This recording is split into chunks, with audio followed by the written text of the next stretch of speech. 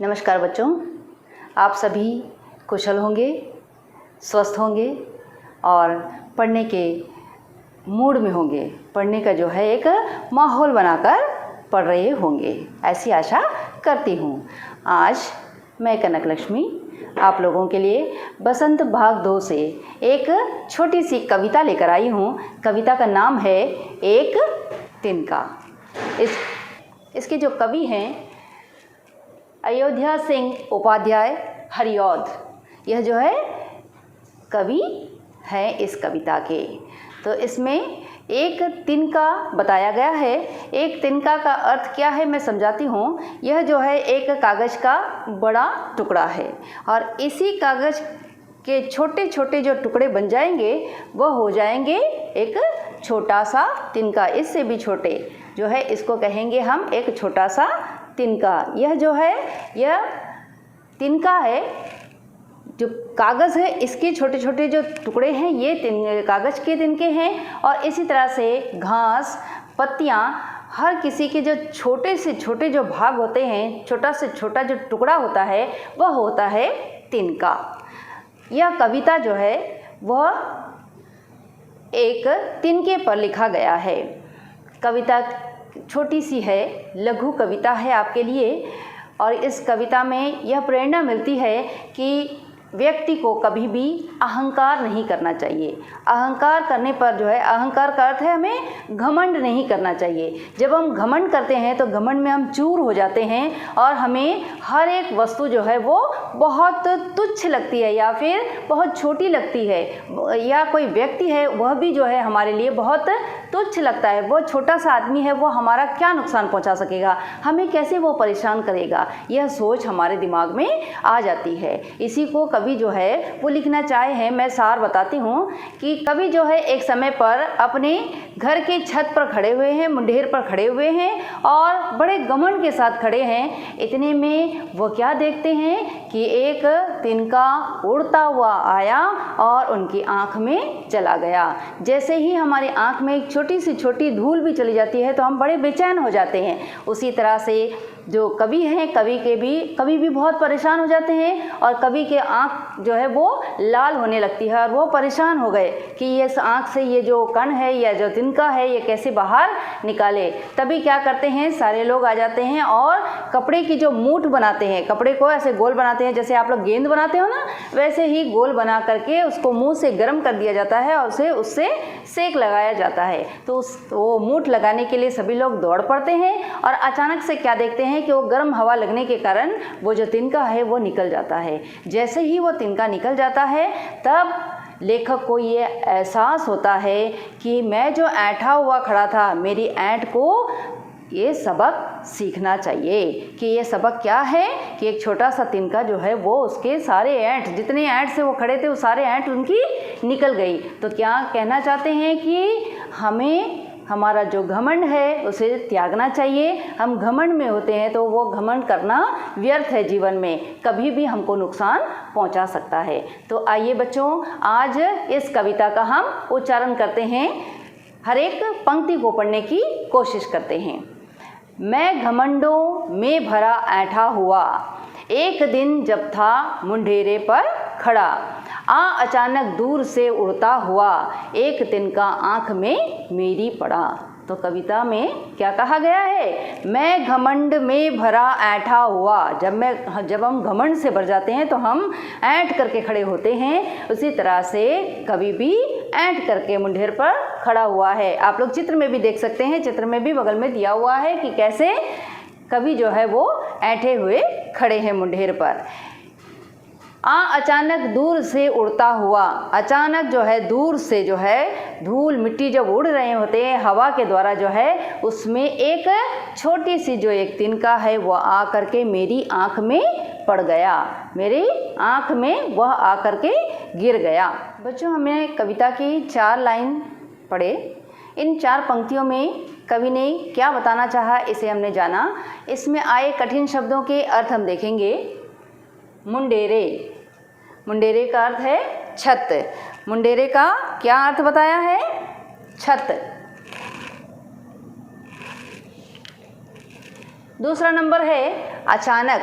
अचानक का क्या अर्थ है? तभी। अचानक का मतलब अचानक किसी का आ जाना, तभी किसी का आ जाना, या फिर एकदम से उनका सामने आ जाना, उसको कहेंगे अचानक। तीसरा नंबर है तिनका। तिनका जैसा कि मैंने पहले भी बताया, ये जो कविता है, कविता का शीर्षक भी है, और इस तिनके का अर्थ है छोटा सा टुकड़ा, किसी भी चीज़ का छोटा सा टुकड़ा, उसे कहेंगे हम तिनका। बच्चों, हमने कविता की इन 4 पंक्तियों को पढ़ा, इसके साथ ही इसमें आए हुए कठिन शब्दों के अर्थ भी देखे। अब हम इन्हें छोटे छोटे प्रश्नों के द्वारा इसे समझेंगे। पहला प्रश्न है, कवि कहाँ किस मन स्थिति में खड़ा था? कवि जो है वो किस मन स्थिति में खड़ा था? उत्तर है, कवि घमंड में भरा हुआ छत की मुंडेरे पर खड़ा था। कहाँ खड़ा था? छत की मुंडेर पर खड़ा था। और कैसे खड़ा था? पूरे घमंड से ऐंठ करके वो खड़ा था। दूसरा प्रश्न है, अचानक क्या हुआ? जब वो कवि वहाँ पर खड़े होते हैं तो अचानक क्या होता है? उत्तर है, अचानक एक तिनका उड़कर कवि की आँख में आ गिरा। क्या हुआ कि वो घमंड में खड़े थे कि अचानक जो है उड़ करके एक तिनका आता है, तिनका आकर के उनकी आँखों पर गिर जाता है। यही कवि जो है इन पहली पंक्तियों में बताना चाहे हैं। बच्चों, हरिऔध जी अपनी इस छोटी सी कविता में दूसरी पंक्ति पर वो क्या कहना चाहते हैं, इसे हम पंक्तियों द्वारा समझने की कोशिश करेंगे। मैं झिझक उठा हुआ बेचैन सा, लाल होकर आँख भी दुखने लगी, मूठ देने लोग कपड़े की लगे, ऐंठ बेचारी दबे पाँव भागी। क्या है? मैं झिझक उठा हुआ बेचैन सा, लाल होकर आँख भी दुखने लगी, मूठ देने लोग कपड़े की लगे, ऐंठ बेचारी दबे पाँव भागी। तो क्या कहना चाहते हैं कि जब मेरे आँख में एक तिनका आकर पड़ गया, उसके बाद मैं बेचैन उठा। मैं बेचैन होना मतलब परेशान हो जाना, परेशान होने लगा। तब क्या है कि सभी लोग जो है वो कपड़े की मूठ क्या होता है मैं बताती हूँ। ये जो कपड़े हैं, कपड़े को ऐसा गोल कर दिया जाता है एक गेंद की तरह, और उससे मुंह लगा करके मुंह के गर्म हवा लगाते हैं और उसे आँख में सेकते हैं। इसे कहते हैं मूठ लगाना। तो क्या है, वो लोग दौड़ कर आते हैं और कोई जो है उसकी आँख में फूंक लगा रहा है, कोई जो है कपड़े को गोल करके उससे मुंह में गर्म हवा भर करके उसको सेक लगा रहा है। जब इस तरह से करते हैं तो कवि को बहुत अच्छा महसूस होता है। उसके बाद ही क्या देखते हैं कि ऐंठ बेचारी दबे पाँव भाग गई। तो क्या है, ऐंठ जो है, जो ऐंठ क्या है, उसके जो घमंड है वो कहाँ गया पता नहीं, क्योंकि वो तो अभी परेशान हो गया। वो जो घमंड में ऐंठा खड़ा था, अभी वो ऐंठ कर खड़ा हुआ है बच्चों? नहीं, वो जो है परेशान हो गया और अपनी आंखों को मल रहा है। उसकी आंख जो है लाल हो गई और आंख जो है वो दुखने लगी। दुखने का अर्थ है कि उसको दर्द भी होने लगा और आंख जो है बहुत लाल हो जाती है। और इसी के साथ ही उसका घमंड कहाँ गया उसे पता नहीं है, क्योंकि उसका पूरा ध्यान अब आंखों पर आ गया। इस दूसरी पंक्ति में आए कठिन शब्दों को हम जानने की कोशिश करते हैं उसके अर्थों द्वारा।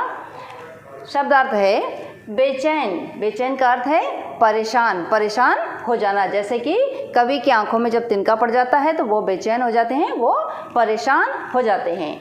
दूसरा नंबर है दुखना या दुखने लगी, दर्द होना। उनकी आंख जो है कवि का लाल हो जाता है और वो दुखने भी लगती है, दर्द भी होने लगता है। तीसरा नंबर है ऐंठ। ऐंठ का यहाँ पर अर्थ क्या है? घमंड। चौथा नंबर है दबे पाँव। दबे पाँव, वो ऐंठ भागी। कैसे दबे पाँव भागी? वो चुपके से वो भाग गई। बच्चों, हरिऔध जी ने दूसरी पंक्ति में क्या कहा इसे हम जाने और उसके जो कठिन शब्द हैं उनके अर्थ को भी देखा। अब हम इन पंक्तियों को छोटे छोटे प्रश्नों के उत्तर द्वारा समझने की कोशिश करेंगे कि आखिर कवि क्या कहना चाहते हैं। पहले प्रश्न है, तिनके ने कवि की हालत क्या कर दी? तिनका जो है उसने कवि की हालत को क्या बना दिया? तिनके ने कवि को बेचैन कर दिया, उसकी आँख दुखने लगी। क्या किया उसने? कैसे परेशान किया तिनके ने कि तिनका जो है वह कवि को बेचैन कर दिया और उसकी आँखों को लाल कर दिया और आँख जो है वो उसकी दुखने लगी। दूसरा प्रश्न है, लोग क्यों दौड़ पड़े। कवि ने जैसे बताया है ना कि जो है सभी लोग दौड़ पड़े। क्यों दौड़ पड़े? लगे कपड़े लेकर उसको आँखों को सेकने के लिए। लोग कवि की आँख को कपड़े की मूठ बनाकर सेकने के लिए दौड़ पड़े। लोग क्यों दौड़ पड़े? जब देखते हैं कि कवि बहुत बेचैन हो गए हैं तब वो सभी जो है कपड़े को गोल बनाते हैं बॉल की तरह, और बना करके एक गेंद की तरह वो गोल बनाते हैं। गोल बना करके उसको उनकी आँखों को सेकने के लिए जो है सभी लोग दौड़ पड़ते हैं। अब हम हरिऔध जी के द्वारा लिखित एक तिनका कविता का तीसरी पंक्ति को देखेंगे। जब किसी ढब से निकल तिनका गया, जब किसी ढब से निकल तिनका गया, तब समझने यूं मुझे ताने दिया, ऐंठता तू किसके लिए इतना रहा, एक तिनका है बहुत तेरे लिए। क्या है? जब किसी ढब से निकल तिनका गया, तब समझने यूं मुझे ताने दिए, ऐंठता तू किस लिए इतना रहा, एक तिनका है बहुत तेरे लिए।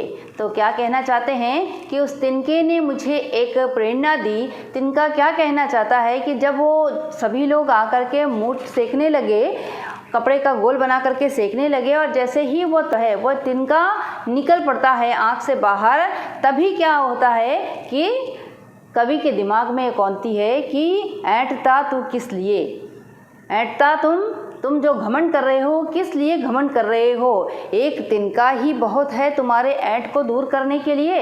यहाँ तिनका का अर्थ है कि किसी भी छोटे से छोटी चीज़ या छोटा से छोटे लोग, या छोटे से छोटे लोग भी हमें परेशान कर सकते हैं, उसी तरह से छोटे तिनका भी जो है वो ही बहुत होता है किसी के घमंड को चूर करने के लिए या घमंड को तोड़ने के लिए। आइए इस जो पंक्ति है इसमें आए हुए कठिन शब्दों को हम जानने की कोशिश करेंगे शब्दों के अर्थ द्वारा। इन पंक्तियों के कठिन शब्द हैं ढब। ढब का मतलब है जो उपाय, जब वो लोग उपाय कर रहे होते हैं, गरम सेक लगा होते हैं, उसी को कहते हैं वो ढब। ढब से जो है अचानक से जो है उपाय के साथ ही उस तिनके का आँख से बाहर निकल जाना। ऐंठता, ऐंठता का अर्थ है घमंड। तीसरा नंबर है किस लिए। किस लिए का मतलब क्या है कि क्यों तुम घमंड कर रहा है। चौथा नंबर है ताने। ताने दिए, क्या ताने दिए कि उसने व्यंग्य किया। व्यंग्य करने का मतलब है उसने ताना दिया कि तेरा घमंड किस लिए, जब एक तिनके ने ही तुम्हारे घमंड को चूर कर दिया या तुम्हें परेशान कर दिया। बच्चों, कवि हरिऔध जी इन पंक्तियों में कहना क्या चाहे हैं, इसे हम छोटे छोटे प्रश्नों के उत्तर के माध्यम से समझने की कोशिश करेंगे। पहला प्रश्न है, हमारे घमंड को तोड़ने के लिए क्या काफ़ी है। हमारे जो घमंड है उसे तोड़ने के लिए क्या काफ़ी है। उत्तर है, हमारे घमंड को तोड़ने के लिए एक तिनका ही काफ़ी है। हमारे जो बड़े से बड़े घमंड है उसको तोड़ने के लिए छोटे से एक तिनका ही काफ़ी है। दूसरा प्रश्न है, कवि को क्या बात समझ में आ गई। कवि को जब ये तिनका पड़ा तो उसको क्या बात समझ में आ गई। कवि को क्या बात समझ में आ गई। कवि को यह बात समझ में आ गई कि घमंड नहीं करना चाहिए। क्या बात समझ में आई कि हमें कभी भी घमंड नहीं करना चाहिए, क्योंकि घमंड जो है वो इंसान को एक दिन तोड़ देता है। एक छोटी सी जो व्यक्ति है या छोटा सा जो कण है वह भी जो है हमारी घमंड को चूर चूर कर सकता है। यही कहना चाहे हैं कवि, यही शिक्षा मिलती है इस पंक्तियों द्वारा। ये जो कवि के हरिऔध जी जो है वो हमें ये शिक्षा देना चाहते हैं या प्रेरणा देना चाहते हैं। इस कविता को पढ़ने पर आपको यही प्रेरणा मिलेगी कि व्यक्ति को कभी भी घमंड नहीं करना चाहिए। अगर वो घमंड करता है तो वो कि घमंड के आगे क्या है, हमको बड़ी से बड़ी चीज़ भी वो छोटी नज़र आती है, तो वो बाद में जा कर के उसे परेशान कर सकता है। या वो व्यक्ति हो, वो इंसान हो, या कोई छोटी सी चीज़ हो, वह हमें परेशान कर सकता है। हमने कविता को पढ़ा, कविता के अर्थ समझे, हमें बताना चाहे हैं उसे हम भावार्थ के द्वारा भी समझने की कोशिश किए। अब जो है पाठ्य पुस्तक में दिए गए प्रश्नों को हम हल करेंगे। नीचे दी गई कविता की पंक्तियों को सामान्य वाक्य में बदलिए। जैसे क्या है, एक तिनका आँख में मेरी पड़ा, इसको सामान्य वाक्य में लिखना है। सामान्य वाक्य में हम कैसे लिखेंगे, मेरी आँख में एक तिनका पड़ा। ये जो है आपके पाठ्य पुस्तक में दिया हुआ है। दूसरा नंबर पे है, मूठ देने लोग कपड़े की लगे, इसको सामान्य वाक्य में लिखना है। लोग कपड़े की मूठ देने लगे, कपड़े को गोल करके गेंद बना करके मूठ देने लगे। अब ये जो दो उदाहरण दिए गए हैं उसको लेकर उसी की तरह से बाकी जो दिए गए जो वाक्य हैं उसको भी सामान्य वाक्य में हमें बदलना है। तो पहला नंबर है, एक दिन जब था मुंडेरे पर खड़ा। एक दिन जब था मुंडेरे पर खड़ा, उसका सामान्य वाक्य है, एक दिन मुंडेर पर खड़ा था। दूसरा नंबर है, लाल होकर आँख भी दुखने लगी। आँख लाल होकर दुखने लगी, ये जो है सामान्य वाक्य है। तीसरा नंबर है, ऐंठ बेचारी दबे पाँव भागी। बेचारी ऐंठ दबे पाँव भाग गई। चौथा नंबर है, जब किसी ढब से निकल तिनका गया। उपाय से तिनका निकल गया, जो सेक लगा रहे थे उससे क्या है, ढब से जो है वो निकल गया। ढब का अर्थ क्या है, उपाय। उपाय करने पर जो है तिनका निकल गया। यह जो है वाक्य दिए गए हैं, इसको सामान्य वाक्य में बदलना है। बच्चों, हम अपने पाठ्य पुस्तक के दूसरे प्रश्न को देखते हैं। दूसरा प्रश्न है, एक तिनका कविता में किस घटना की चर्चा की गई है जिससे घमंड नहीं करने का संदेश मिलता है। इसका उत्तर है, जब कवि की आंख में एक तिनका गिर गया, उस तिनके के कारण कवि को बहुत बेचैनी का अनुभव हुआ। उसकी आंख लाल हो गई। जब मूठ लगाने से उपाय से तिनका निकला। इससे यह संदेश मिलता है कि हमें घमंड नहीं करना चाहिए। एक छोटी वस्तु या तुच्छ व्यक्ति भी हमें परेशानी का कारण बन सकता है, हमारी परेशानी का कारण बन सकता है। अब तीसरा प्रश्न है, आँख में तिनका पड़ने पर घमंडी की क्या दशा हुई। उत्तर है इसका, आँख में तिनका पड़ने पर घमंडी बेचैन हो उठा और उसकी आँख लाल हो गई। जब तिनका निकल गया तब उसे चैन मिला। बेचैन हो जाता है, उसके बाद उसे चैन मिलता है। इससे घमंडी का घमंड हवा हो गया। घमंडी का जो घमंड है वो हवा हो गया। इसका मतलब क्या है कि उसका घमंड चूर चूर हो गया, या उसका घमंड जो है वो घमंड से हटकर उसका ध्यान पूरी तरह से अपनी आँख पर आ गया। बच्चों, आपके पाठ्य पुस्तक में ही है भाषा की बात। क्योंकि हम हिंदी भाषा पढ़ रहे हैं, इसीलिए भाषा की बात में क्या प्रश्न दिया हुआ है उसे हम हल करते हैं। किसी ढब से निकलना का अर्थ है किसी ढंग से निकलना। ढब से जैसे कई वाक्यांशों से आप परिचित होंगे। जैसे धम से वाक्यांश है, लेकिन ध्वनियों के समानता होने के बाद भी ढब से और धम से जैसे वाक्यांशों के प्रयोग में अंतर है। धम से, छप से इत्यादि का प्रयोग ध्वनि द्वारा क्रिया को सूचित करने के लिए किया जाता है। नीचे कुछ ध्वनि द्वारा क्रिया को सूचित करने वाले वाक्यांश और कुछ अधूरे वाक्य दिए गए हैं। उचित वाक्यांश चुनकर वाक्यों के खाली स्थान भरिए। जैसे दिया हुआ है, देखिए आपके पुस्तक में, छप से, टप से, थर से, फुर से, सन से। तो ये जो है शब्द दिए गए हैं, इसको वाक्यांश जो खाली वाक्यांश दिए हैं उसके खाली स्थान पर इसको भरना है।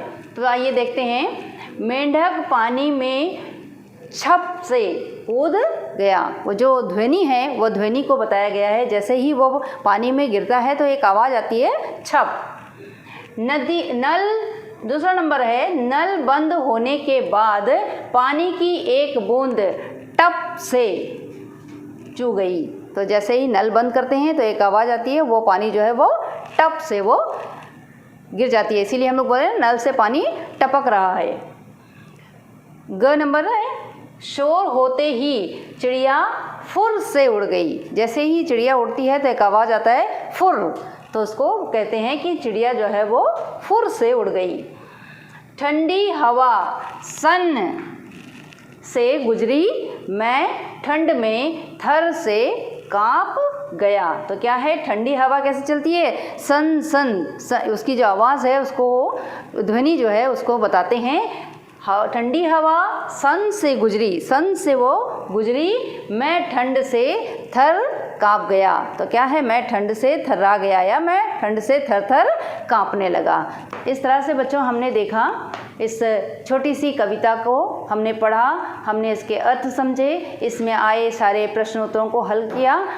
इस जो कविता है, कविता में हरिऔध जी हमें एक शिक्षा देना चाहते हैं। वह शिक्षा ये है कि हम कितने भी पढ़ लिख लें या कितने भी अच्छे ओहदे पर रहें, तब भी हमें कभी घमंड नहीं करना चाहिए। हम हमेशा अपना जो व्यवहार है उसको हम ऐसा सामान्य बनाएं कि सामान्य से सामान्य या छोटा से छोटा व्यक्ति भी हमारी सम्मान कर सके। जब हमारे अंदर अहंकार या घमंड जब आ जाता है, तब हम घमंड से चूर हो जाते हैं, तभी हमसे कोई ऐसी गलती हो जाती है या फिर सामने वाले लोगों को हम जब अहमियत नहीं देते हैं तो वो हमारे परेशानी का कारण बन जाते हैं। जैसे कि कवि ने कहा कि मैं खड़ा था तो एक जो तिनका है वो तिनके जैसा छोटा सा व्यक्ति के साथ उसकी तुलना करने की कोशिश किए हैं। जिस व्यक्ति को हम बहुत छोटा तुच्छ समझते हैं, वह भी एक समय आने पर हमारी परेशानी का कारण बन सकता है।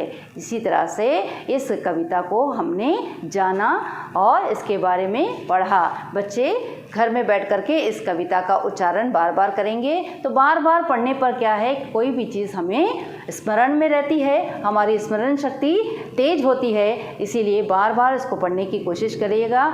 घर पर रहिएगा, स्वस्थ रहिएगा, खुश रहिएगा।